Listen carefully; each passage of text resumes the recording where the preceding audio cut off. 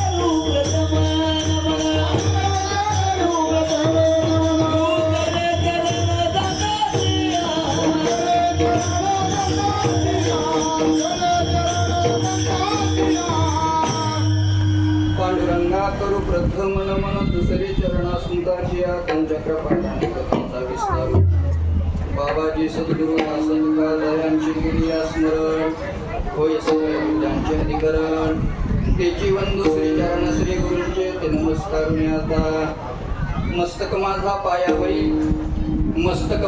पायावरी या वारकरी संताच्या शरण शरण जी हनुमंता तुझ आलो रामदूता काय भक्तीच्या त्या वाटा मज दावाव्या सुभटा स्वामी काज गुरु भक्ती पितृ वचन सेवापती हेची विष्णूची महापूजा अनुभाव नाही तुझा प्रस्तुत कीर्तन रूपी सेवेकरता म्हणजेच निरूपणाकरिता आपल्या समोर उपस्थित केलेला अभंग तत्वज्ञ जगतवंदनीय जगद्गुरु श्रीमंत श्री तुकाराम महाराज यांचा 4 चरणाचा भगवान विष्णूंच्या महापूजेचा विचार सांगणारा अत्यंत महत्त्वाचा आणि गोड असा अभंग आहे.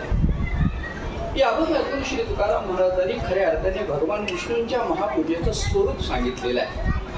आजचा दिवस हा अतिशय पवित्र असा दिवस आहे. तुम्हा आम्हा सर्व वारकऱ्यांच्या दृष्टिकोनातून आपण या दिवसाला हरिदिन म्हणतो. त्यामुळे काही भगवंताच्या संबंधाने काय पूजेचा विचार सांगावा या हेतूने मी या अभंगाकडे प्रवृत्त झालो आहे.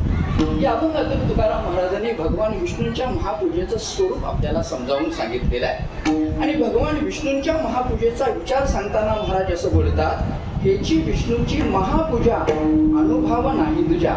तुकाराम महाराजांनी थोडंसं वापरलेल्या शब्दांकडे आपण लक्ष द्या, म्हणजे लक्षात येईल की मला नेमकं काय सांगायचं आहे, मला नेमकं कोणत्या शब्दावरती भार द्यायचा आहे. महाराज हेची विष्णूची महापूजा असं बोलतात. याचा अर्थ असा होतो, विष्णूची केली जाणारी पूजा ही महापूजा असते, परंतु इतर देवांची केली जाणारी पूजा ही फक्त पूजा असते. विठाल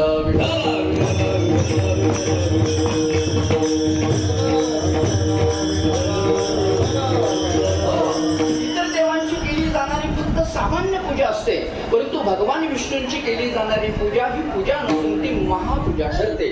प्रश्न असा निर्माण होतो, इतर देवांची फक्त सामान्य पूजा का आणि भगवान विष्णूंचीच फक्त महापूजा का? याचं चिंतन करताना कोणत्या देवाला काय आवडतं याचा विचार करा, म्हणजे आपल्याला कळेल. याच्यावरून आपल्या लक्षात येईल की इतर देवांची फक्त सामान्य पूजा का आणि भगवान विष्णूंचीच फक्त महापूजा का. याचं चिंतन करताना शास्त्राने कोणत्या देवाला काय आवडतं याचा विचार सांगितलाय आणि शेवटी भगवान विष्णूंची महापूजा का हेही स्पष्ट केलेलं आहे. याचा विचार करताना शास्त्र असं म्हणतं, सूर्यनारायणाला काय आवडतं. इथून सुरुवात आहे शास्त्राची. ऐका, फार महत्वाचं मी आपल्याला सांगायला लागलोय. सूर्यदेवाला काय आवडतं याचं चिंतन करताना शास्त्रकार असं म्हणतात, नमस्कार प्रिय भानू. या शब्दाचा अर्थ होतो सूर्यनारायण, सूर्यदेव. नमस्कार प्रिय असणारा जर देव कोणता असेल तर ते भगवान सूर्यनारायण. सूर्याला दुसरं काही आवडत नाही. तुम्ही सूर्याला काही करू नका, अगदी अगरबत्ती दाखवू नका, फुल समर्पित करू नका, गंध समर्पित काय करू नका, काही करू नका. फक्त एक काम करा, सकाळी स्नान झाल्यानंतर सूर्याला नमस्कार प्रिय असणारा देव जर कोणता असेल तर ते सूर्यनारायण आहेत. सूर्यनारायणा नमस्कार अतिशय प्रिय आहे. सकाळी स्नान झाल्यानंतर हात जोडून त्याच्या समोर उभं राहिल्यानंतर आपण सूर्यनारायणाला ही प्रार्थना केली पाहिजे, देवा जसं तुमच्याजवळ जे तेज आहे तसं तेज करा, काय करा, मला भगवत भक्ती करता मला प्रदान करा, प्रदान करा. एवढंच फक्त बोललं तरी पुष्कळ झालं. नमस्कार प्रिय भानू.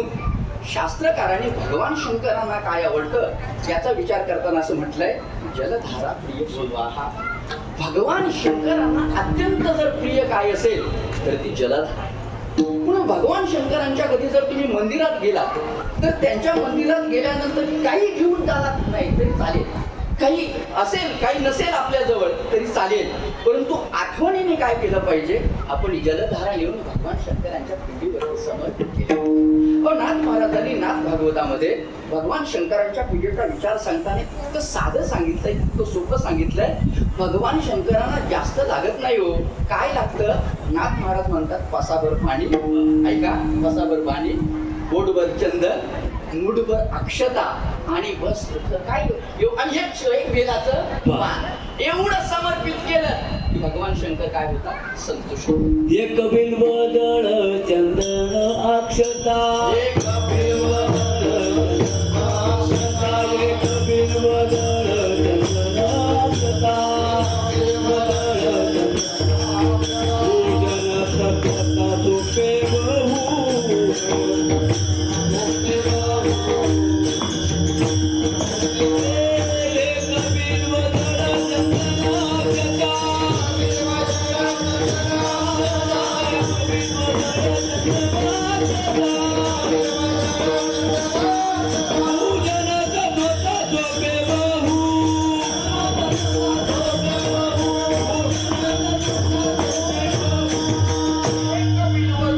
चंदन अक्षता इतकी सोपी पूजा त्याची सांगितली. भगवान शंकरांची जी अनेक नाव आहेत की नाही, त्या अनेक नावामध्ये जे आशुतोष नाव आहे ना, आशुतोष नाव ते याच कारणामुळे पडते. आशुतोष या शब्दाचा अर्थ काय होतो, लवकर संतुष्ट होणारा जर देव कोणता असेल तर ते महादेव आहे. भगवान शंकरांना जलधारा अत्यंत प्रिय, अत्यंत प्रिय.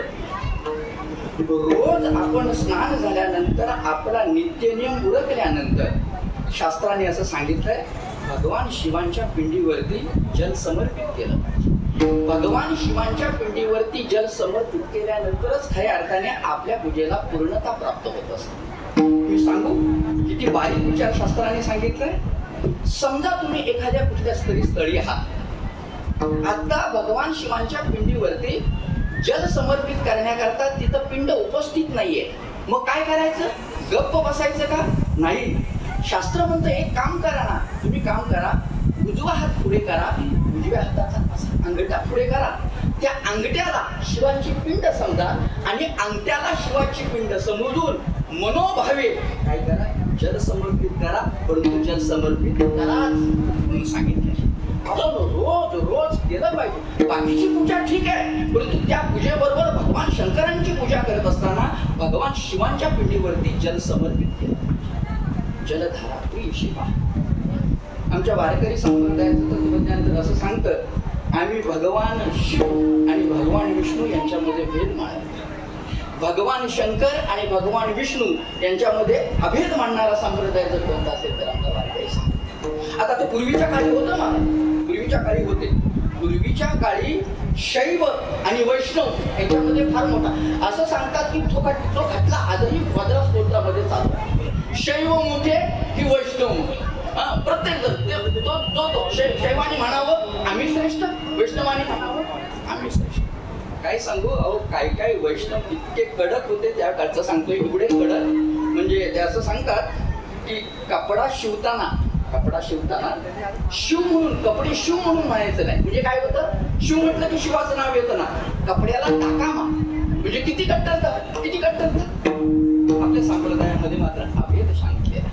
भगवान शंकर आणि भगवान विष्णू यांच्यामध्ये आपण भेद मानत नाही आणि आपण भेद मानलाही नाही पाहिजे. भगवान शंकराबद्दल पुष्कळ आपल्याला सांगता येईल. महाशिवरात्रीच्या वेळेला कदाचित आपण ऐकलं असेल. भगवान शंकरांचं आपण रोज दर्शन घेतो आणि भगवान शंकरांचं विशेष दर्शन हे प्रदोष काळामध्ये. प्रदोष काळातली भगवान शिवांची पूजा ही अतिशय महत्वाची आहे.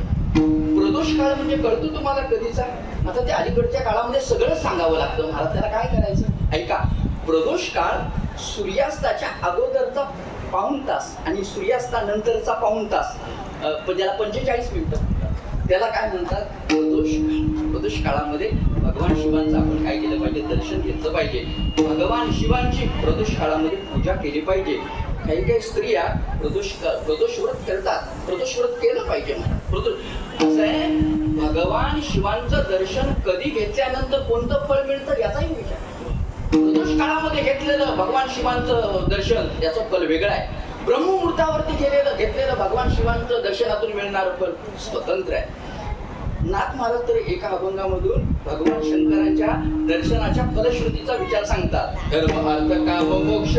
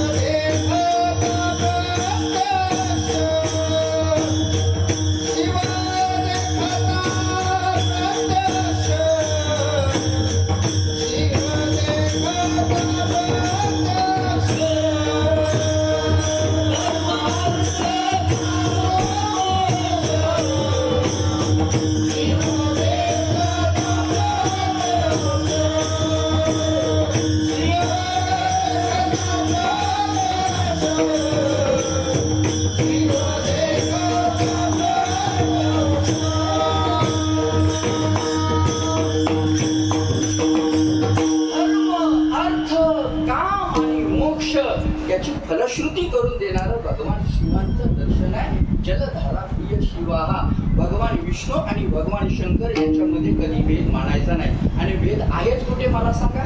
मी कितीतरी अभेदाची उदाहरणं आपल्याला सांगेन. आपल्याला सगळ्यांना माहित आहे, रामचंद्र प्रभू ज्या वेळेला लंकेत जायला निघाले रामचंद्र प्रभू लंकेत जायला निघाले त्यावेळेला रामचंद्र प्रभूंनी रामेश्वराची स्थापना केली की नाही हो? रामेश्वराची स्थापना केली की नाही? रामेश्वर या शब्दामध्ये सगळं काय आहे? रामेश्वर म्हणजे काय? रामाचा ईश्वर, रामाने स्थापित केलेला देव रामेश्वर. आपण आपल्या भाषेमध्ये रामेश्वर म्हणतो, परंतु तुम्ही जर तामिळनाडूमध्ये गेलात ना तर तिथे रामेश्वरम म्हणतात.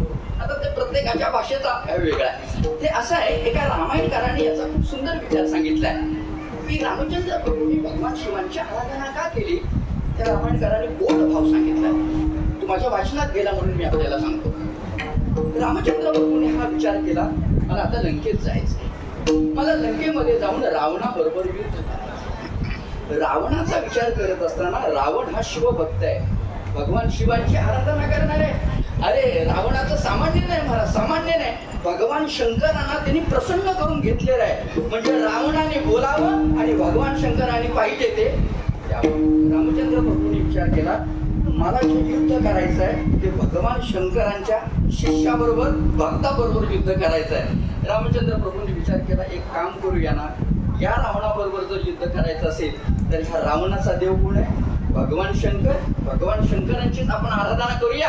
आणि मग तिथे प्रभू रामचंद्रांनी भगवान शिवांची स्थापना केली, आराधना केली आणि भगवान शंकरांना सांगितलं, आता मी निघालोय, पुढची सगळी जबाबदारी तुमच्यावर आहे. आणि मग रामचंद्र प्रभू गेले. ते पुढे सेतुबंधनाचा आपल्याला सगळं झालं. ऐका, थोडंसं महत्वाचं आहे म्हणून सांगतोय.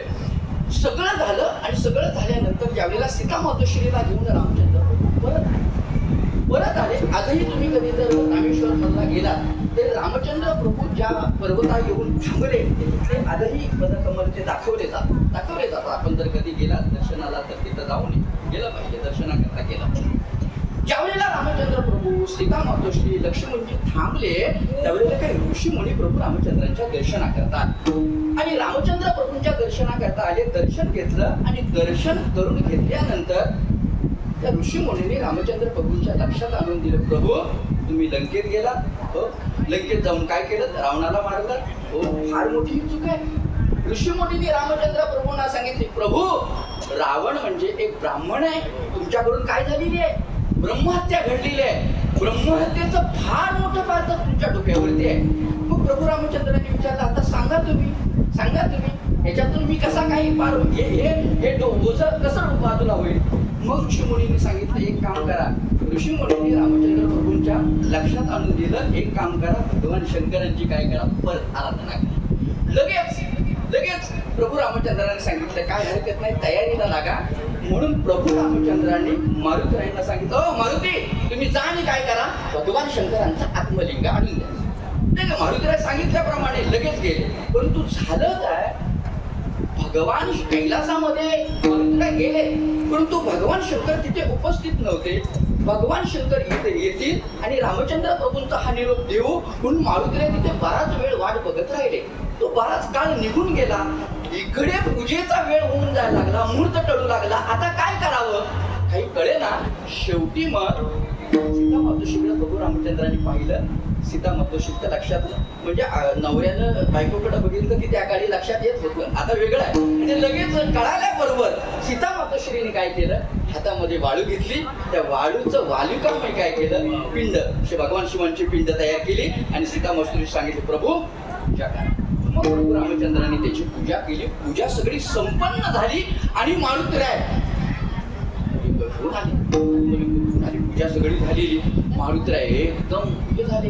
एवढा मी सगळा ताटातुटा करून मी यांच्या पूजेकरता शिवाची पिंड येऊन घेऊन रामचंद्र प्रभूंनी पुष्कळ समजावून सांगितलं, परंतु मारुतीराय ऐकेना. शेवटी आता प्रभू रामचंद्रांनी विचार केला की काय नाही, आता मारुतीरायांना असं समजून चालणार नाही. मारुतीरायांनी आणलेलं जे लिंग आहे त्याची मला काय करावी लागेल, पूजा करावी लागेल. परत प्रभू रामचंद्रांनी मारुतीरायांनी आलेल्या लिंगाची पूजा करावी लागली. आजही तुम्ही कधी तामिळनाडूमध्ये रामेश्वरमध्ये गेलात तर तिथं 2 शिवाच्या पिंड्या आपल्याला दिसतात. कशा करता मी हे सांगायला लागलो, जगद्धारा प्रिय सेवा इथून आपली सुरुवात झाली. कोणत्या देवाला काय आवडतं? नंबर 1 नमस्कार प्रिय भानू. नंबर 2 जगद्धारा प्रिय शिवा. ब्राह्मणाला काय आवडतं? ब्राह्मण भोजन प्रिय. दुसरं काय आवडणार मला सांगा? ब्राह्मण भोजन प्रिया. आणि आता माझा मुद्दा इथं आहे, भगवान विष्णूंना काय आवडतं? शास्त्र म्हणतं अलंकार प्रिय विष्णू. भगवान विष्णूंना सर्व अलंकाराने युक्त असलेली पूजा लागते महाराज. सगळे उपचार लागतात. एखादा उपचार जरी नसला, भगवान विष्णूंची पूजा करताना एखादा उपचार जरी नसला तर ती पूजा पूर्ण होत नाही, तर ती पूजा अपूर्ण राहते. विठ्ठल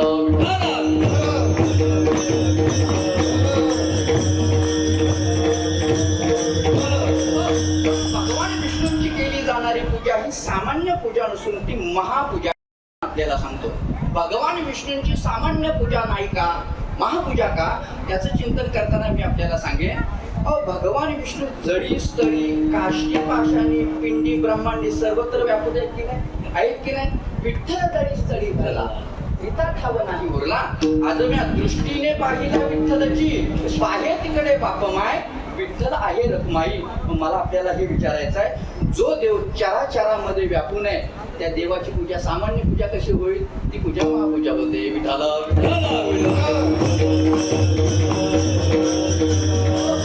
भगवान विष्णूंची पूजा आपण केली पाहिजे, देवाची पूजा आपण केली पाहिजे. का पूजा केली पाहिजे? इथून आपल्याला सुरुवात करावी लागेल. पूजा करायची नेमकं काय कारण? का देवाच्या पूजेला महत्व प्राप्त झालंय? त्याची 4 कारणं मी आपल्याला सांगतो. ऐका. पूजा हा एक सामान्य धर्म आहे, म्हणून न चुकता आपण रोज देवाची पूजा केली पाहिजे. नंबर 1, पूजा हे गृहस्थाश्रमाचं मुख्य कारण आहे, किंवा धन्य गृहस्थाश्रमाचं एक मुख्य महत्वाचं कारण सांगितलेलं आहे. पूजा केल्याने आपला गृहस्थाश्रम धन्य होतो, म्हणून काय केली पाहिजे? देवाची पूजा केली पाहिजे. पूजा हे भगवंताच्या प्राप्तीचं स्थूल साधन आहे, म्हणून न चुकता देवाची पूजा केली पाहिजे. 3, आणि भगवंताची केली जाणारी जी पूजा, त्याच्यामध्ये पूजा ही एक सुद्धा सर्वश्रेष्ठ भक्ती आहे, म्हणून न चुकता आपण देवाची पूजा केली पाहिजे.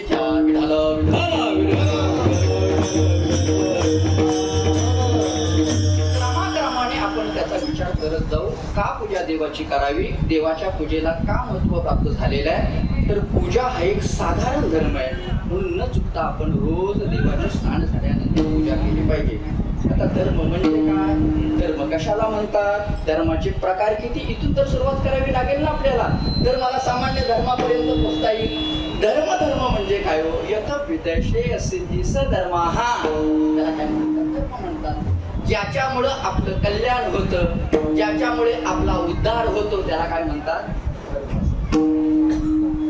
विश्वस्य जगता प्रतिष्ठा आचार प्रथमो धर्मा जगद्गुरु आचार्य अशी व्याख्या आपण करू शकतो. धर्माने कल्याण होतं, म्हणून आपण नेहमी धर्माने वागू. कारण जेवढं आपण धर्माने वागू तेवढं आपलं जीवन हे परिपूर्ण जीवन, तेवढं आपलं जीवन हे संपन्न जीवन होतं. धर्मानं वागावं म्हणून आपल्याला भगवान परमात्मा सांगतात की नाही? भगवद्गीता आपण उघडा, भगवद्गीतेतल्या पहिल्या अध्यायातला पहिला श्लोक वाचावं तुम्ही. लांब कशाला? धर्मक्षेत्रे, इथून भगवंताने सुरुवात केली की नाही? मुळात भगवंताने अर्जुनाला जी गीता सांगितली ती याच्याच करता सांगितली. अर्जुना, हा तुझ्या दृष्टीने हा धर्म आहे. अर्जुना, तुझ्या दृष्टीने हा धर्म आहे. कारण जेवढं आपण धर्मानं वागू तेवढं आपलं जीवन हे मंगलमय जीवन. भगवान परमात्मा आपल्याला धर्माने वागायला सांगतात. ज्ञानोबाई आपल्याला धर्माने वागायला सांगतात. नाथ महाराज धर्माने वागायला सांगतात. नवे जी संतांची सगळी मांदियाळी होऊन गेली, त्यांच्या मांदियाळीने आपल्याला धर्माने वागा, त्यांचा धर्माने वागलं. धर्माने वागलं पाहिजे हे सगळं जरी खरं असलं, धर्माने आपल्या पदरामध्ये पुण्य पडणार आहे, त्या पुण्याचा परिणाम म्हणून सुख मिळणार आहे, हे सगळं जरी खरं असलं, अधर्माने वागल्यानंतर अधर्माचा परिणाम पाप आहे, त्या पापाचा परिणाम म्हणजे दुःख आहे, हे सगळं जरी माहीत असलं तरी दुर्दैवाने आमची प्रवृत्ती धर्माकडे नाही, आमची प्रवृत्ती अधर्माकडे झुकलेली आहे की नाही? आपण आपली परिस्थिती आहे ना, एवढं सगळं ऐकून सुद्धा आपली परिस्थिती त्या दुर्योधनासारखी. जसं दुर्योधनाने भगवंताला सांगितलं ना, देवा मला धर्म अधर्म सगळं कळतंय रे बाबा, मला सगळं कळतंय, परंतु काय करू? माझी प्रवृत्ती ही धर्माकडे नाही, माझी प्रवृत्ती कोणतं क्षेत्र नाही मला सांगा, कोणतं क्षेत्र नाही? अधर्म खूप वाढले नाही. आपण धर्माने वागलं पाहिजे. धर्माचे 2 प्रकार सांगितले जातात, एक साधारण धर्म आणि दुसरा विशेष धर्म. साधारण धर्म कशाला म्हणतात? सर्वांना पाळावया जो सांगितला जातो त्याला साधारण धर्म असं म्हणतात. आणि विशेष वर्णाला, विशेष आश्रमाला, विशिष्ट अधिकारी व्यक्तीला जो पाळावया सांगितला जातो त्याला विशेष धर्म असं म्हणतात. साधी सोपी व्याख्या आहे. सगळ्यांना जो पाळावया सांगितला जातो त्याला साधारण धर्म म्हणा, आणि विशेष वर्णाला, विशेष आश्रमाला जो पाळावया सांगितला जातो त्याला विशेष धर्म म्हणा. उदाहरण देऊन सांगायचं झालं तर ब्राह्मणाला संध्या केलीच पाहिजे, कारण ब्राह्मणाच्या दृष्टिकोनातून संध्या करणं काय विशेष. अरे ब्राह्मणाने जर संध्या केली नाही तर त्या ब्राह्मणाचं ब्राह्मणत्व राहत नाही. परंतु आपल्याला ब्राह्मण सोडून बाकीच्यांना, मग क्षत्रिय असेल, वैश्य असेल, शूद्र असेल, त्याच्याकरता संध्या केलीच पाहिजे हे त्याच्याकरता बंधनकारक नाही. बंधनकारक नाही ती त्याच्याकरता विशिष्ट वर्णाला, विशिष्ट आश्रमाला, विशिष्ट अधिकारी व्यक्तीला जो पाळावया सांगितला जातो त्याला विशेष धर्म असं म्हणतात. आणि सर्वांना पाळावया जो सांगितला जातो त्याला साधारण धर्म असं म्हणतात. सत्यम वद हा धर्म साधारण धर्म आहे, सगळ्या करता आहे. मग तो कोणत्या का आश्रमा करतात, कुठला का असे ना, ब्रह्मचारी आश्रमातला असू देत, गृहस्थ आश्रमातला असू देत, वानप्रस्थ आश्रमातला असू देत, किंवा संन्यास आश्रमातला असू देत. मग तो कोण, ब्राह्मण असू देत, क्षत्रिय असू देत, वैश्य असू देत किंवा शूद्र असू देत, सगळ्यांनी करत आहे. तशी देवाची पूजा करणं हा साधारण धर्म आहे. सगळ्यांनी देवाची पूजा केली पाहिजे. पूजा करणं हा एक साधारण धर्म आहे. न चुकता आपण देवाची पूजा केली पाहिजे. नंबर 1. मी दुसरा मुद्दा उपस्थित केला होता, पूजा. पूजा हे धन्य गृहस्थाश्रमाचं मुख्य प्रयोजन आहे. पूजा केल्याने आपला गृहस्थाश्रम हा धन्य होतो. आपण जर गृहस्थाश्रमी असू, मला वाटतं इथं बसलेल्यापैकी बहुतांश सगळे लोक गृहस्थाश्रमी आहेत, सगळे. म्हणून त्यांच्याकरता मी आपल्याला सांगतोय, पूजेनेच खऱ्या अर्थाने आपला गृहस्थाश्रम काय होतो, धन्य होतो. आपण जर रोज देवाची पूजा करत असू तरच स्वतःला आपण गृहस्थाश्रमी म्हणावं, अन्यथा गृहस्थाश्रमी म्हणू नये.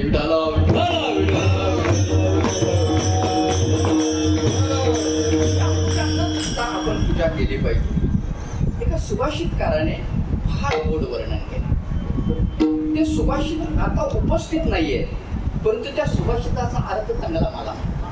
त्या सुभाषितकाराने खूप गोड वर्णन केलंय की कुणाचा गृहस्थाश्रम धन्य, कुणाचा गृहस्थाश्रम चांगला.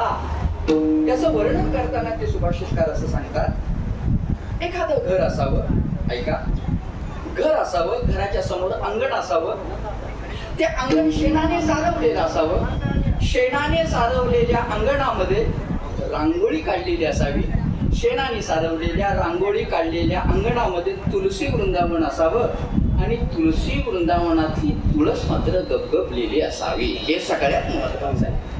नाहीतर अलीकडच्या काळामध्ये महाराज आम्ही जातो, बघतो, अगदी घरं इतकी असतात ना, बघावी, अरे कोट्यावधीची घर, म्हणजे सगळ्या घराला अगदी मार्बल वगैरे मारलेलं असतं, कुठे कमी नाही, कुठे कमी नाही. दारामध्ये अंगणही असतं, अंगणामध्ये वृंदावन सुद्धा चांगलं असतं, परंतु दुर्दैव महाराज त्या चांगल्या वृंदावनामध्ये असलेली तुळस मात्र सुकलेली असते.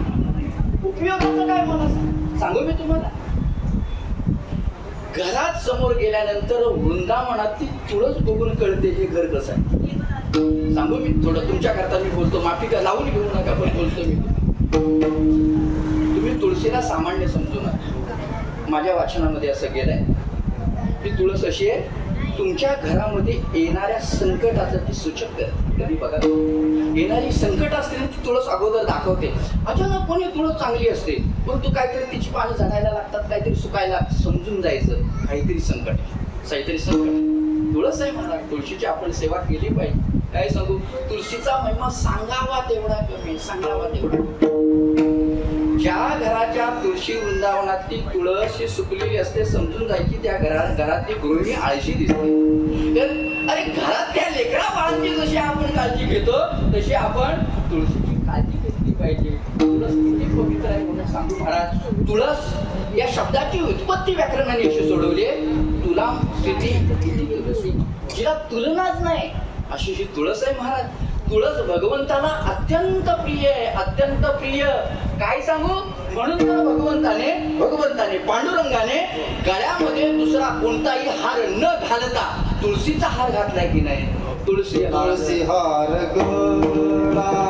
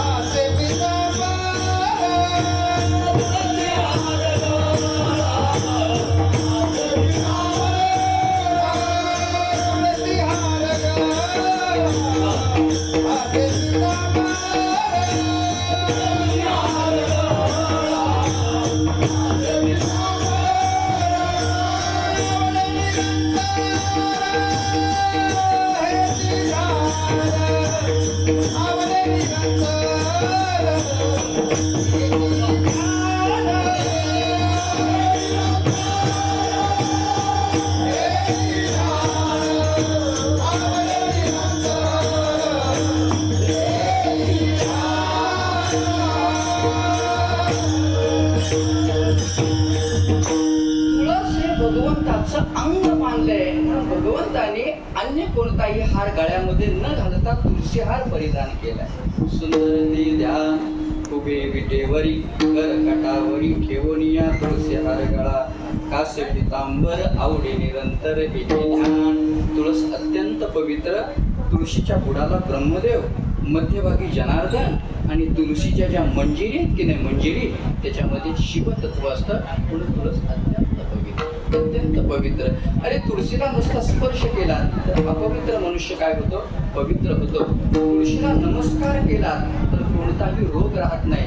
आणि रोज सकाळी स्नान झाल्यानंतर तुळशीला पाणी घातलं तर यमाचं भय नाही. प्रातकाळी दरुशन प्रातकाळी दरुशन प्रातकाळी दरुशन कोटी कुळाचे उठण कोटी कुळाचे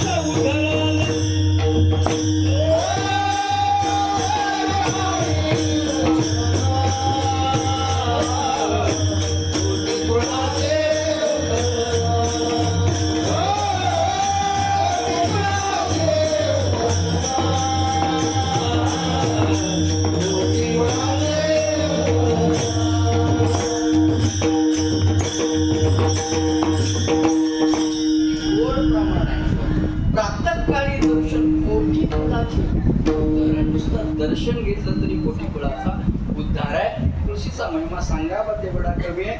तुळशीच्या उत्पत्तीची कथा सगळ्यांना माहिती आहे. जालंधराची वृंदाची कथा सगळ्यांना माहिती. जालंधराची वृंदाची माझा हे जे तुळशी वृंदावन आहे ना म्हणून स्त्रियांनी सुद्धा ते पूजेचा नियम आहे. तुळशीची पूजा करताना काय करावं? अगोदर वृंदावनाची पूजा करावी आणि वृंदावनानंतर वृंदावनातून तुळशीची पूजा करावी. तो वृंदावन म्हणजेच कोण आहे? तो जालंधर. आता ती कथा मोठी आहे, ती मी कथा सांगत बसत. काही वेगवेगळ्या कथा तुळशीच्या उत्पत्तीच्या पुराणामध्ये आहेत. माझ्या वाचनामध्ये अशी एक कथा झाली. समुद्र मंथन झालं की नाही, ते समुद्र मंथनातून जे अमृत निघालं ते अमृताचा थेंब जमिनीवरती पडला. त्याची तुळशीची काय झाली? उत्पत्ती झाली. समुद्र मंथनातून भगवंताला आनंद झाला. आनंदाच्या भरामध्ये भगवंताला अश्रू अनावर झाले. ते अश्रू जमिनीवरती पडले. तिथून असे काही वेगवेगळ्या कथा आलेत. मुद्दा आपला आहे, सुभाषितकार सांगतात की कुणाचा गृहस्थाश्रम धन्य. दुसऱ्या मुद्द्याचं चिंतन आपलं जरा मला तुम्ही लक्षात आणून द्या आणि माझं घड्याळाकडे पण मला जरा सांगत जा, कारण मलाही घाई आहे. विचार चारी चरण मला माहित नाही सगळं मी सांगेन की नाही, परंतु प्रस्तावनेमध्ये मी जेवढं काही सांगता येईल तेवढं मी सांगण्याचा ते गृहस्थाश्रम असं म्हणतात की कुणाचा गृहस्थाश्रम धन्य, घरामध्ये तुळस असावी, चांगली असावी, आणि रस्त्याने जाणाऱ्या माणसाने आपल्या घराकडे बघावं आणि आपल्या घराकडे बघितल्यानंतर त्याला आनंद व्हावा, समजून जायचा आपला गृहस्थाश्रम धन्य. परंतु कधी कधी त्याला आनंद कधी होईल, नुसतं घर रंगरंगोटी असं उपयोग चालणार नाही, पुढे अंगण पाहिजे, शेणाने सारवलेलं पाहिजे, रांगोळी काढलेली पाहिजे. स्पष्टकार दुसरा मुद्दा सांगतात, कुणाचा गृहस्थाश्रम धन्य. ऐका, पोटी जन्माला आलेला मुलगा, ऐका आता हे सगळं आपापल्याने हे लावून घ्यायचे. पोटी जन्माला आलेला मुलगा तो जर काही भगवत चिंतन करत असेल, काही तो भगवत भक्त असेल, भक्तीकडे प्रवृत्त झाला असेल, तर समजून जायचं आपला गृहस्थाश्रम आहे धन्य. परंतु दुर्दैवाने जर आपला मुलगा यातलं काही करत नसेल तर आपण समजून जायचं आपला गृहस्थाश्रम धन्य. आपल्या मुलाची बुद्धी भगवत भक्तीकडे प्रवृत्त झाली पाहिजे, परंतु तशी पद्धत तशी लगेच होत नाही प्रवृत्ती. त्याच्याकरता लहानपणापासून ती आपली जबाबदारी आहे. आपण काय केले पाहिजे, तसे संस्कार केले पाहिजेत. ऐका, रोज आपण हरिपाठ करतो, आपला नित्यनियम करतो म्हणजे माझा नित्यनियम झाला असं समजू नका. स्वतः बसताना आपण घरातल्या मुलांना आणि नातवांना बरोबर घेऊन काय केलं पाहिजे, हरिपाठ केला पाहिजे. तर ते काय होईल, ते त्यावेळी होणार नाही. प्रत्येकाने स्वतःच्या उद्धाराची फक्त व्यवस्था करू नका, काय केलं पाहिजे, आपण लावून दिलं पाहिजे. आपला मुलगा जर असा असेल तर समजून जायचं आपला गृहस्थाश्रम काय धन्य. आपल्या मुलाची बुद्धी भगवत भक्तीकडे प्रवृत्त झाली पाहिजे, याचा आपण प्रामाणिकपणे प्रयत्न केला पाहिजे. ज्ञानोबाराय बुद्धीचं वर्णन करताना बोलतात ना, बुद्धीचे वैभव अन्य नाही तुझे, बुद्धीचे वैभव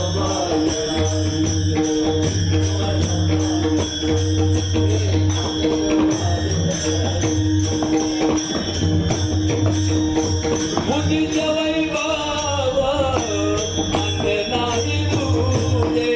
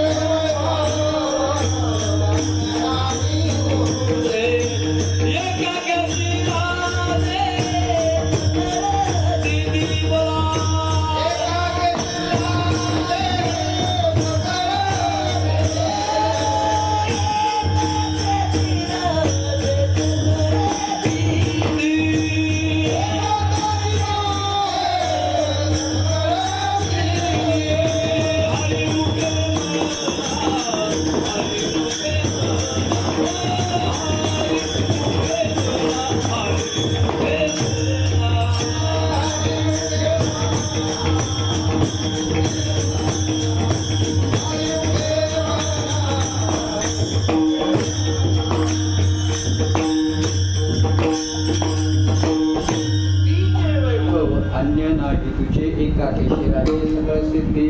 आपली मुलाची बुद्धी भगवत प्रवृत्तीकडे आपण लावली पाहिजे, आपला गृहस्थाश्रम धन्य. तिसरा मुद्दा सुभाषितकार सांगतात, कुणाचा गृहस्थाश्रम धन्य. ऐका, हे जरा कडक आहे पण ऐका, कुणाचा गृहस्थाश्रम धन्य, जिच्याशी आपलं लग्न झालंय ती भार्या, ती पत्नी, ती जर मधुर भाषिणी असेल तर समजून जायचा महाराज आपला गृहस्थाश्रम. नाहीतर आपली बायको, आता मी पुढे बोलत नाही, ती जर भांडखोर असेल, कर्कश असेल, येणाऱ्या अतिथीची सेवा करणारी नसेल, घरामध्ये पाहुणे आले म्हणून भांड्यांचा आवाज करणारी असेल तर हा लावून घ्या मुद्दा. मला वाटतं हा सगळ्यात महत्वाचा. ती बायको पाहिजे, मधुर भाषणी पाहिजे, आलेल्या अतिथीची सेवा करणारी पाहिजे, जो कोणी आपल्या घरामध्ये अतिथी येईल त्याची विचारपूस करणारी पाहिजे, आपला गृहस्थाश्रम. सुभाषितकार आणखी पुढे सांगतात, आपल्या घरामध्ये येणारा पैसा चांगल्या मार्गाने येत असेल आणि चांगल्या मार्गाने आलेल्या पैशाचा विनियोग काही सत्कर्माकरता खर्च होणार असेल तर समजून जायचा आपला गृहस्थाश्रम धन्य. तुकाराम महाराजांचा तर एक स्वतंत्र अभंग उपदेश करणारा, आपल्या घरामध्ये आलेला पैसा जोडून या धन, जोडून या धन, जोडून या धन,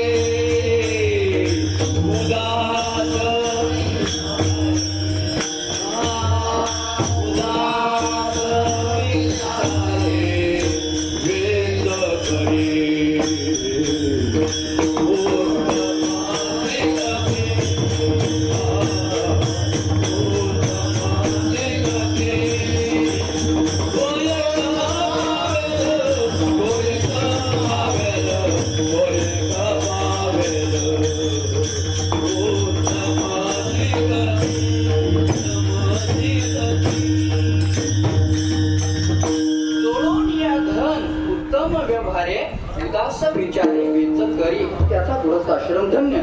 सुभाषितकार आणखी पुढे वर्णन करून सांगतात की कुणाचा गृहस्थाश्रम धन्य, ज्याच्या घरामध्ये अतिथीची सेवा होते त्याचा गृहस्थाश्रम धन्य. आपण येणाऱ्या अतिथीची सेवा केली पाहिजे. अतिथी देवो भव हे लक्षात घ्या. अतिथी देवो भव असं सांगितलंय. गृहस्थाश्रमी लोकांसाठी असं सांगितलंय, आपण अतिथीला भोजन दिल्याशिवाय आपण जेवू नये. इतका बारीक विचार आहे. समजा दुपारची वेळ आहे, आपली भोजनाची वेळ झालेली आहे, कोणी अतिथी आलेला नाही, तर एक काम करा, उंबरट्याजवळ येऊन उभे राहा आणि कोणता अतिथी येतोय ना तो बघा.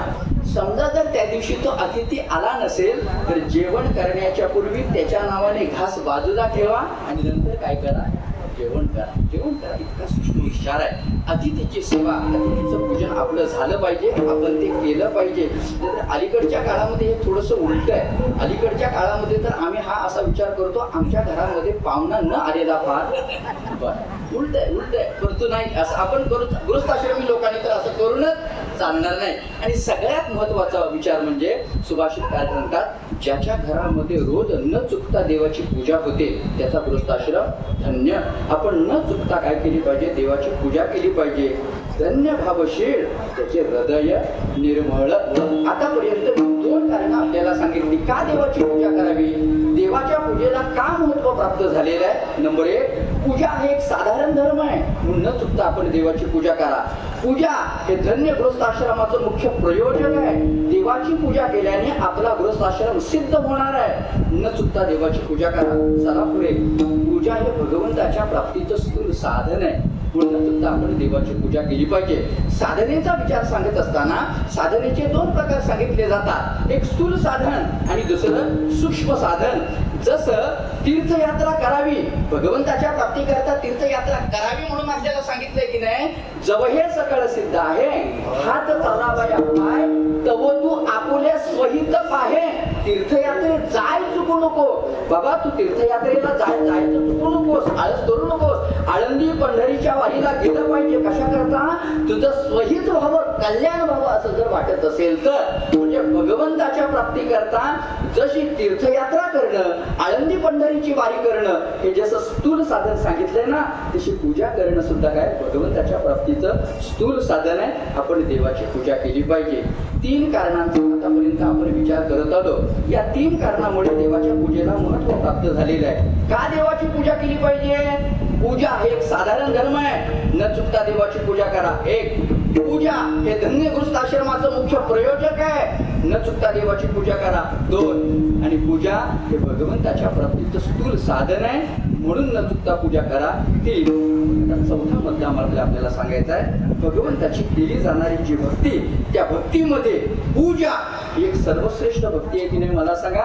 भागवतामध्ये नवविधा भक्तींचा जो विचार सांगितला की नाही, श्रवणम, कीर्तनम, विष्णू स्मरणम, पुढे काय अर्चनम. अर्चन करणं म्हणजे काय, देवाची पूजा.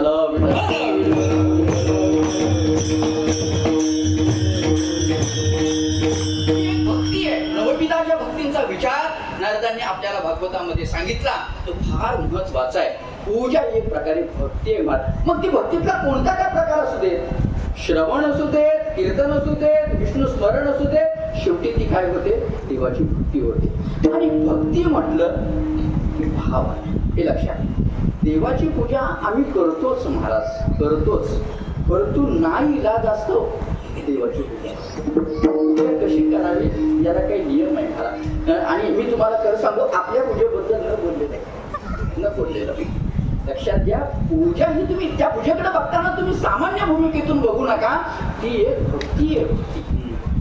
भक्ती या शब्दापासून जर सुरुवात करायची झाली की नाही, तर भक्ती या शब्दाचा अर्थ काय होतो, देवापासून विभक्त नसणं, त्याला काय म्हणतात, भक्ती असं म्हणतात. भक्ती असं म्हणतात. किंवा आपलं अंतःकरण द्रवीभूत होऊन त्याचा प्रवाह भगवत चरणाकडे राहणं, त्याला काय म्हणतात, भक्ती असं म्हणतात. ऐका, मी काय भक्तीचे सूत्र आपल्याला सांगतो, थोड्या वेळात सांगतो. भक्तीचे सूत्र आपल्याला सांगतो. देवाची भक्ती करताना पहिली गोष्ट लागते ती म्हणजे भक्तीमध्ये विवेक लागतो. विवेक. तुम्ही म्हणाले विवेक कशा करता लागतो, कोणत्या देवाची भक्ती करावी आणि कोणत्या देवाची भक्ती करू नये याच्याकरता विवेक लागेल की नाही. देवाची भक्ती करताना त्या भक्तीमध्ये वैराग्य लागतं. वैराग्याशिवाय देवाची भक्ती होत नाही. कीर्तन श्रवण करायचं असेल तर 2 तासाचं वैराग्य लागेल की नाही. 2 तास बाजूला ठेवून तुम्ही कीर्तनाकरता समोर येऊन बसता म्हणून कीर्तन श्रवण करता की नाही, म्हणजे भक्तीमध्ये वैराग्य लागतं, विवेक लागतं, वैराग्य लागतं. आणि सांगतो, देवाची भक्ती करताना त्या भक्तीमध्ये सातत्य हे फार महत्त्वाचं. सातत्य लागतं. नाहीतर आज गेला हरिपाठ, दुसऱ्या दिवशी कंटाळा आला म्हणून हरिपाठाला दांडी मारली, असं चालत. सातत्य सतत कीर्तन तो हे फार महत्त्वाचं. सदा नाम करू हरी कथा तेने सदा चित्ता दिन रजनी हाची धंदा गोविंदाचे भवानी. सातत्य लागतं, सातत्य, विवेक लागतं, वैराग्य लागतं, सातत्य लागतं. देवाची भक्ती करताना ती भक्ती शुद्ध. आता तुम्ही म्हणाल शुद्ध भक्ती आणि अशुद्ध भक्ती म्हणजे मी आपल्याला सांगतो. तुका म्हणे नववीत भक्ती जाणे तुझी शुद्ध. कोणत्या भक्तीला शुद्ध म्हणायचं, कोणत्या भक्तीला अशुद्ध म्हणायचं मी आपल्याला सांगतो. देवाची भक्ती करताना त्या भक्तीमध्ये दंभ असता कामा नये. देवाची भक्ती करताना त्या भक्तीमध्ये पाप असता कामा नये. 2. देवाची भक्ती करताना त्या भक्तीमध्ये व्यभिचार असता कामा नये. असे दोषरहित आपण काय केली पाहिजे, देवाची भक्ती केली पाहिजे. बहुतांश आम्ही सगळे जे देवदेव करतो, देवाची भक्ती करतो, ते अंतःकरणामध्ये कामना ठेवून काय करत असतो, देवाची भक्ती करत असतो. आपली सगळ्यांचीच भक्ती याच प्रकारातली आहे की नाही मला सांगा. आपण जे देवदेव करतो कशा करता, अरे आपण तर अगोदर देवासमोर गारानं ठेवतो आणि मग काय करतो, त्या देवाची पूजा करत असतो. ते तसं चालत नाही, चालत नाही, चालत नाही. अंतःकरणामध्ये कामना ठेवून केल्या आणि केलेली भक्ती, याला ज्ञानोबा काय म्हणतात, तिला भक्तीच म्हणून नये, भक्तीच म्हणून नये. ते सेना महाराजांचं उदाहरण सांगतात, आपल्याला सगळ्यांना माहिती आहे, नेहमी सांगितलं जाणारं उदाहरण. सेना महाराज वारीला गेले, चंद्रभागेमध्ये स्नान केलं आणि चंद्रभागेचं स्नान झाल्यानंतर सेना महाराज नाभिक समाधान. त्यांना समोर जरा चांगला दगड दिसला. सेना महाराजांनी विचार केला, हा दगड आपल्या उपयोगीचा आहे, म्हणून तो दगड उचलला. सेना महाराजांनी आपल्या पिशवीमध्ये झाली. वारी संपली. वारी संपल्यानंतर भगवंताने रुक्मिणीला विचारलं, रुक्मिणी सांग, वारीला कोण कोण आलं होतं.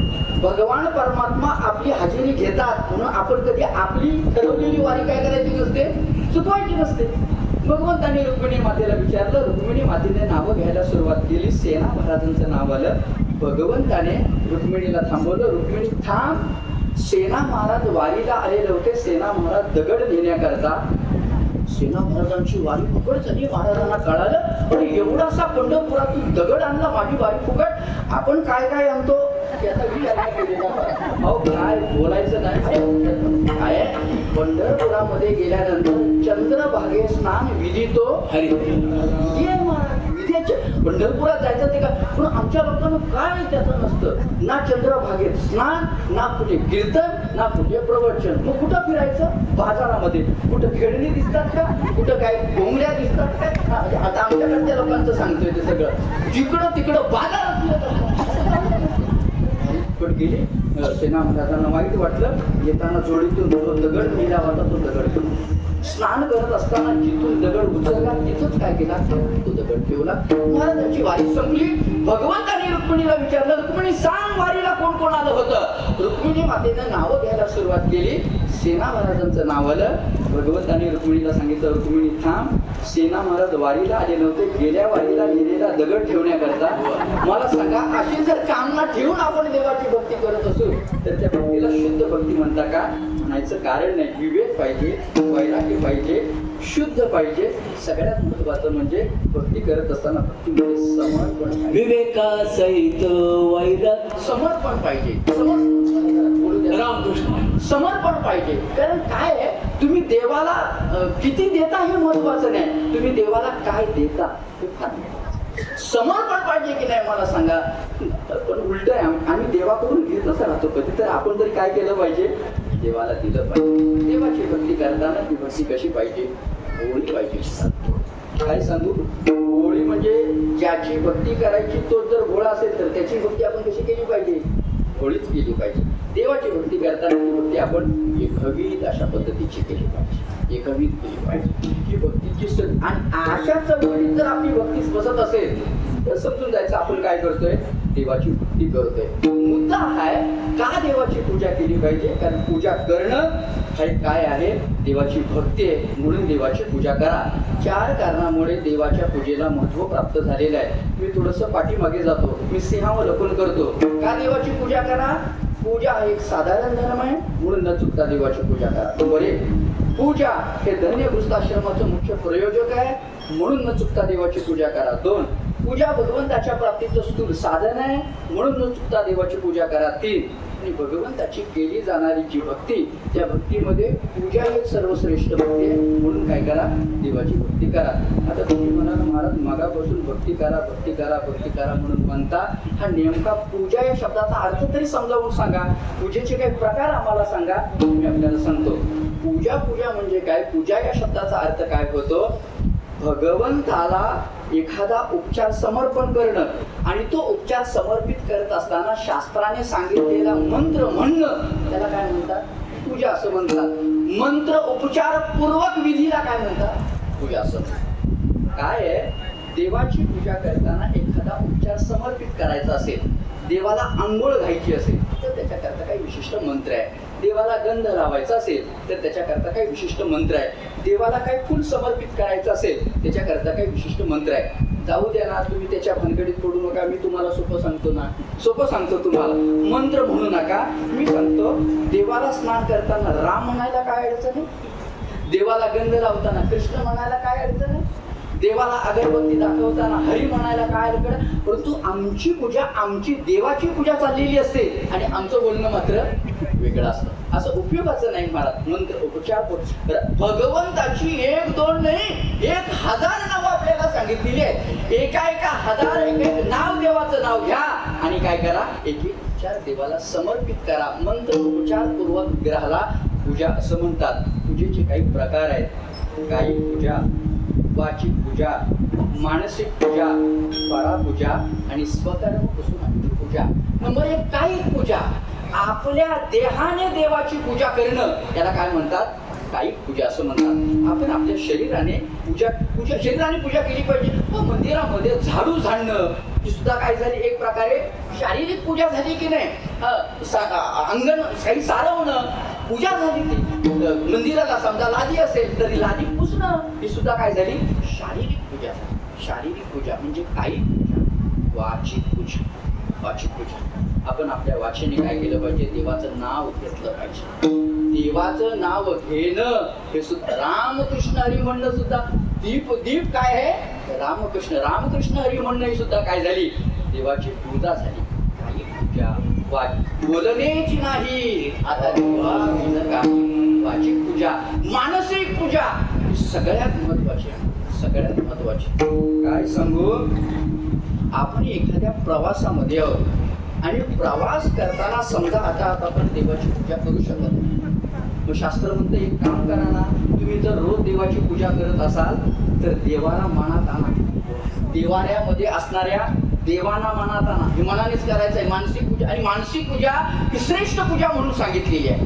मनात आणा. देवारातल्या एक देवाला तुम्ही स्नान घालता, हे सगळं मनाने करा. स्नान घाला, त्याला गंध लावा, त्याला अक्षता वाहा, फुल समर्पित करा, अगरबत्ती दाखवा. सगळं झाल्यानंतर पंचपक्वान्नाचा आता मनानेच करायचं. तर काय पंचपक्वान्नाचा नैवेद्य दाखवायला अडचण आहे मला सांगा. हे सगळं काय करा, अगदी मनाने करा. मानसिक पूजा, कायिक पूजा, वाचिक पूजा, मानसिक पूजा. आपल्या पूजेबद्दल आता काय, आपली पूजा या तिन्ही प्रकारामध्ये मोडत नाही. तर पुढचे दोन प्रकार फार अवघड आहे. कायिक पूजाही नाही, वाचिक पूजाही नाही आणि मानसिक पूजाही नाही. असं करून कसं चालेल मला सांगा.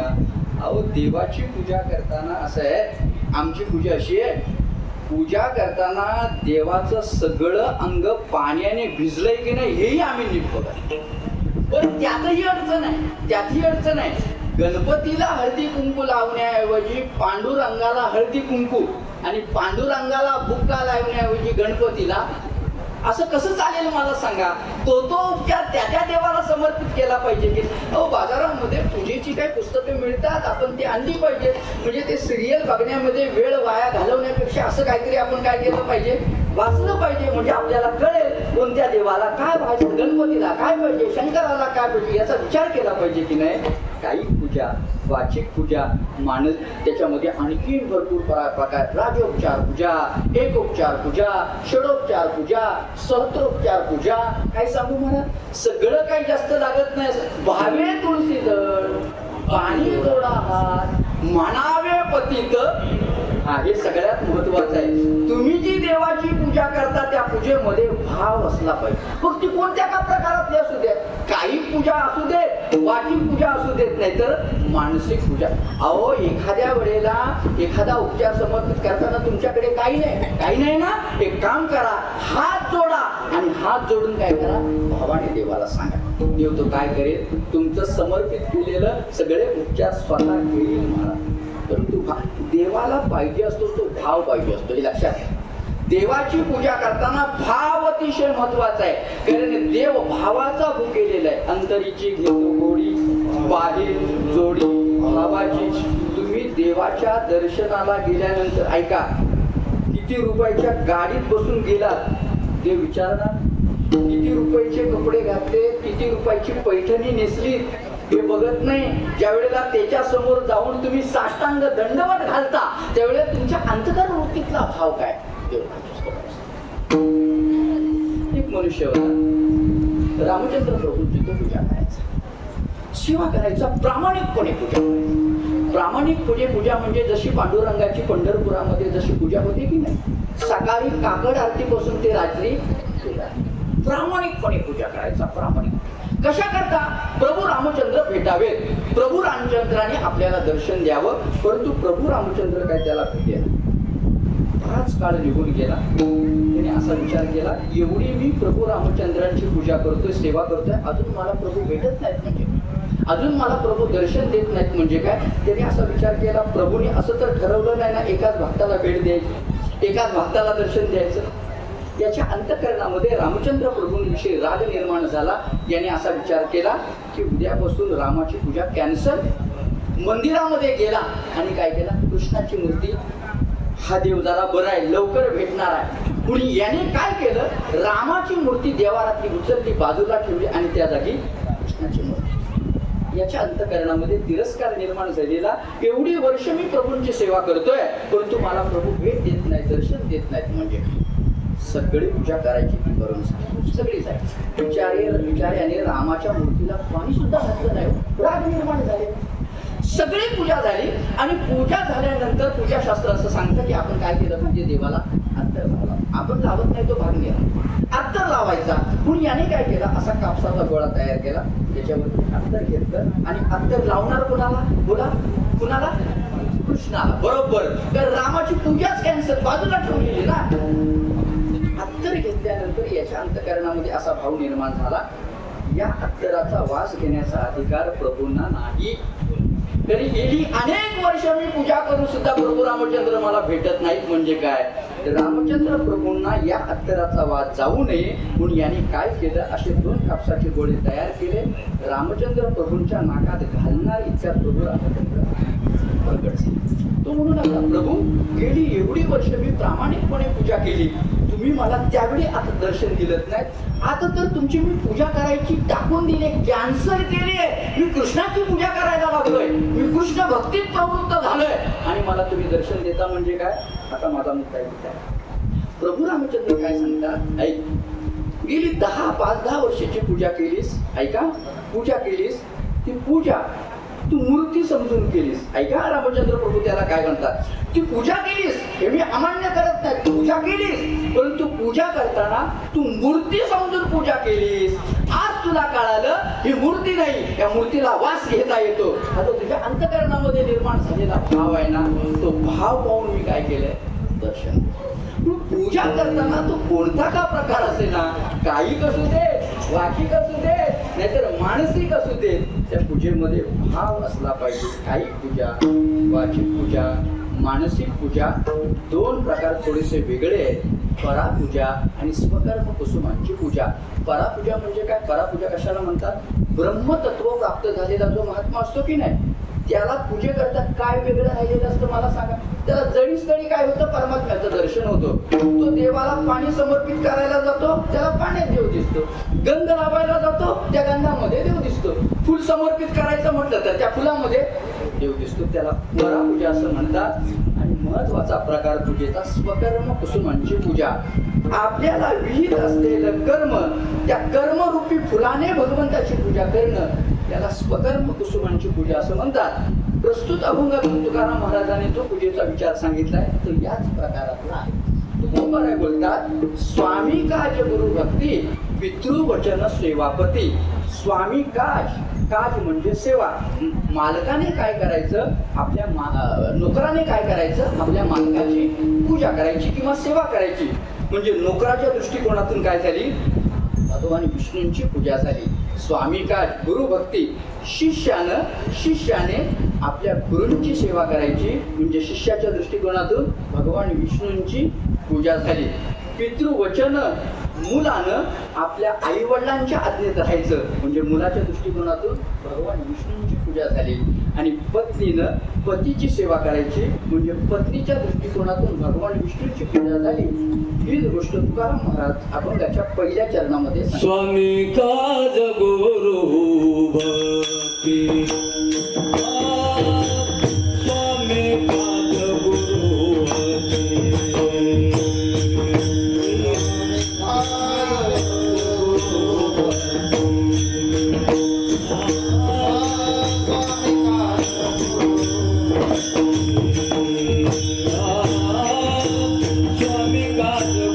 भक्ती,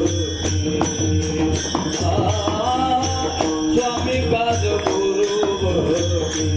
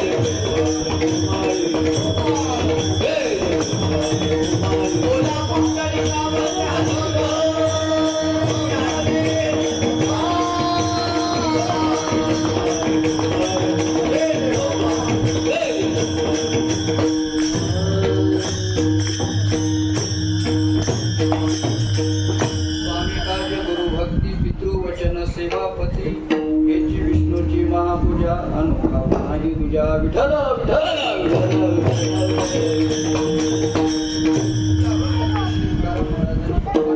महापूजेचा विचार सांगितलेला आहे. आणि भगवान विष्णूंच्या महापूजेचा विचार सांगत असताना तुकाराम महाराजांनी पूजेचे जे काही अनेक प्रकार सांगितले जातात त्याच्यामध्ये स्वकर्म कुसुमांची पूजा नावाचा जो प्रकार आहे त्या प्रकाराचा विचार महाराज या अभंगातून सांगतात. महाराज बोलतात स्वामी काज गुरु भक्ती पितृवचन सेवापती. काज म्हणजे सेवा, नोकराने काय करायचं मालकाची सेवा करायची म्हणजे नोकराच्या दृष्टिकोनातून ती काय झाली भगवान विष्णूंची पूजा झाली. परंतु मालकाची सेवा करणं फार अवघड असतं महाराज. मालकाची कशीही सेवा करा ती काय असते मालकाच्या दृष्टिकोनातून कमीच असते. कारण मालकाच्या मनोगताप्रमाणे सेवा कशी तुम्ही सेवा करावं तो मालक नाव ठेवल्याशिवाय राहत नाही. परंतु मालकाला जर संतुष्ट करायचं असेल आणि मालकाला संतुष्ट करण्याकरता जर सेवा कशी करावी ते जर तुम्हाला जाणून घ्यायचं असेल तर मारुती यांचं चरित्र वाचा, बस दुसरं काही नाही. रामचंद्र प्रभूंची मारुती यांनी सेवा केली आणि मारुती यांनी प्रभू रामचंद्रांना संतुष्ट केलं की नाही मला सांगा. म्हणून तुकाराम महाराज मारुती वर्णन करताना रामाच्या सेवका शरण म्हणे आलो तुका. स्वामी काज गुरु भक्ती. गुरूंची सेवा कशी करायची याच्याकरता तुम्ही ज्ञानोपरायणा विचारा. ज्ञानोपरायणे आपले सद्गुरू निवृत्तीनाथ महाराजांची कशी सेवा केली आपण रोज ज्ञानेश्वरी वाचा. प्रत्येक ज्ञानेश्वरीच्या अध्यायाच्या आरंभी आलेलं जे मंगलाचरण आहे की नाही त्या मंगलाचरणातून ज्ञानोपरायणी आपल्या गुरूंचं स्तवन करताना जे आपण केलंय जे नमन केले ते नमन आपण वाचा म्हणजे गुरूंची सेवा कशी केली जाईल हे आपल्याला कळेल. स्वामी गुरु भक्ती पितृवचन. पितृवचन मुलाच्या दृष्टिकोनातून मुलांना काय करायचं आई वडिलांच्या आज्ञेमध्ये राहायचं. आई कसं आहे पितृधर्म हा 3 कारणामुळे सिद्ध होत असतो. आई वडील जिवंत आहेत तोपर्यंत त्यांच्या आज्ञेमध्ये राहा. आई वडील मेल्यानंतर त्यांच्या नावाने श्राद्ध घाला. आई वडील मेल्यानंतर दरवर्षी त्यांच्या नावाने पिंडदान करून काय करा अन्नदान करा. नुसत्या आई वडिलांच्या प्रॉपर्टीवरती आपलं नाव आलं पाहिजे म्हणून आता एवढ्यानं पितृधर्म सिद्ध होत नाही हे लक्षात घ्या. आपल्या घरामध्ये आई वडिलांची एखादी जर ज्ञानेश्वरी असेल तर ती ज्ञानेश्वरी म्हणजे आपल्या आई वडिलांची संपत्ती असं समजून काय करा तीही तुमच्या नावे करून घ्या. आपले आई वडील जर वारकरी असतील तर त्यांच्या पश्चात त्यांच्या संपत्तीवर जसा आपण हक्क गाजवतो तसे ते जर वारकरी असतील तर त्यांची तुळशी माळी काय केली पाहिजे आपण गळ्यामध्ये घेऊन ही परंपरा आपण चालू ठेवली पाहिजे. महाराज धर्म सिद्ध होतो नाहीतर होत नाही. सेवा प्रती ही सुद्धा काय एक प्रकारे भगवान विष्णूंची महापूजा आहे. आणि पतीची सेवा करायची म्हणजे पतीच्या दृष्टिकोनातून भगवान विष्णूंची महापूजा आहे. पातिव्रताचा केवढा मोठा अधिकार आहे. आपण दत्त जयंतीच्या वेळेला अनुसयाची कथा ऐकतो. स्वामी काज गुरु भक्ती पितृवचन सेवा पती एवढंच नव्हे महाराज आणखी पुढे पूजेचा प्रकार सांगतात. सत्य बोले मुठे दुःखवे आणि त्यांच्या दुःखे. सत्य बोलणं सुद्धा काय आहे भगवान विष्णूंची पूजा आहे. दुःखवे अनेकांच्या दुःखे हे सुद्धा फार महत्वाचं आहे. दुसऱ्याला दुःख झालेलं पाहून आपल्याला सुद्धा दुःख झालं पाहिजे. अलीकडच्या काळामध्ये वेगळं आहे. दुसऱ्याला दुःख झालं की आमच्या अंतःकरणामध्ये आनंदाच्या उकळ्या फुटतात असं उपयोगाचं नाही. दुसऱ्याला काटा टोचल्यानंतर जसं त्याला दुःख होतं आपल्याला काटा टोचल्यानंतर जसं आपल्याला दुःख होतं तसं दुसऱ्याला काटा टोचल्या बघितल्यानंतर तसंच दुःख आपल्याला दग्ध झालं पाहिजे. दुःखवे आणि कांच्या दुःखे. महाराज आणखी पुढे वर्णन पूजेचा करून सांगतात. निश्चयाचे बळ तुका म्हणे तेच फळ. भगवत प्राप्तीचा आपण काय केला पाहिजे निश्चय केला पाहिजे. आपणही रोज असा निश्चय केला पाहिजे. स्नान झाल्यानंतर ज्ञानेश्वरीच्या 4 ओव्या जोपर्यंत वाचत नाही स्नान झाल्यानंतर तुकोबारांचा गाथा उघडून 2 अभंग जोपर्यंत वाचत नाही तोपर्यंत मी पाणी घेणार नाही हा सुद्धा केला पाहिजे. आपण निश्चय केला पाहिजे. नाहीतर नुसती वरवरून देवाची 1 तास पूजा केली म्हणजे उपयोगाचं नाही. निश्चयाचे फळ तुका म्हणे तेच फळ. स्वामी गुरुभक्ती पितृवचन सेवापती. 1 सत्य बोले मुखे दुःखवे अनेकांच्या दुःखे. 2 निश्चयाचे बळ तुका म्हणे तेच फळ. 3 महाराज म्हणतात दुसरं काय नाही हो हीच करी भगवान विष्णूंची पूजा आहे. अभंगाचं दुसरं चरण.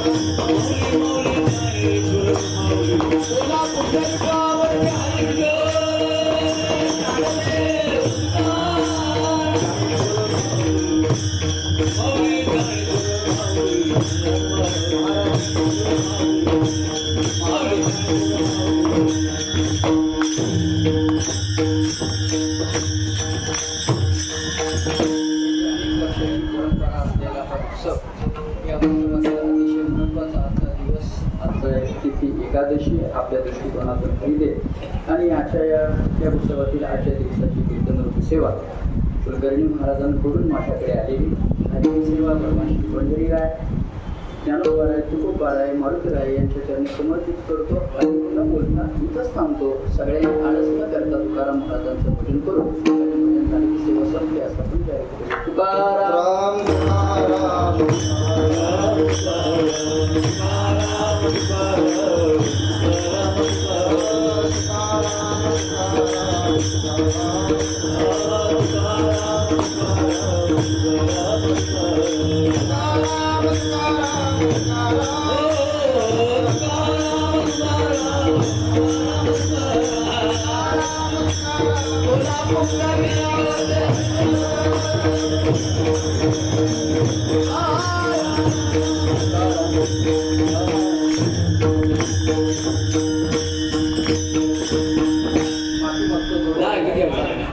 जय विठ्ठल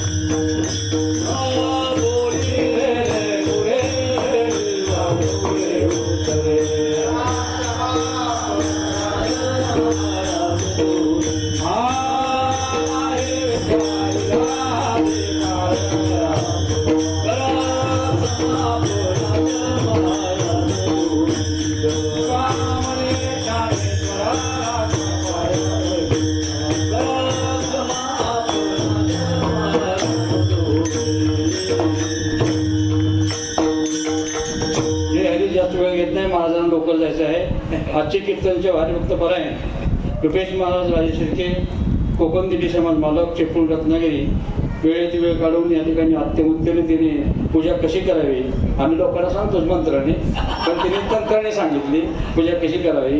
त्याप्रमाणे आजचं प्रवचन संतोष महाराज सावंत यांचं झालेलं आहे. उद्याचं प्रवचनची सेवा आहे चंद्रकांत सकपाळ महाराज आपले संदीप सकपाळचे पिताश्री यांची सेवा आहे. त्याचप्रमाणे उद्याची कीर्तनाची सेवा आहे हरिभक्तपरायण मारुती कोल्हाटकर महाराज रोहा यांची होणार आहे. आजचा जागर आहे विश्वकर्मा भजन मंडळ काकू पांचाळ गोवा मारुती मेस्त्री विलास मेस्त्री गुरु मारुती प्रासादिक भजन मंडळ आनंदनगर गोवा आहेत विजय बांबरकर. आणि उद्याचा जागर आहे महाकाली प्रासादिक भजन मंडळ गोवा श्री आनंद गाडेवेकर ओमादिनाथ नाम प्रसाद संप्रदाय नागनाथ सेवा मंडळ सवदी सर्व गोवा मंडळी आज या ठिकाणी जसे आपण मृदंग म्हणे गायक सर्व आलेले आहे. सर्वांचे काही नावं घेत नाही तरी सर्वांना धन्यवाद. आज जसे आलात तसे उद्या सर्वांनी या आणि चहा घेतल्याशिवाय कोणी जाऊ नका.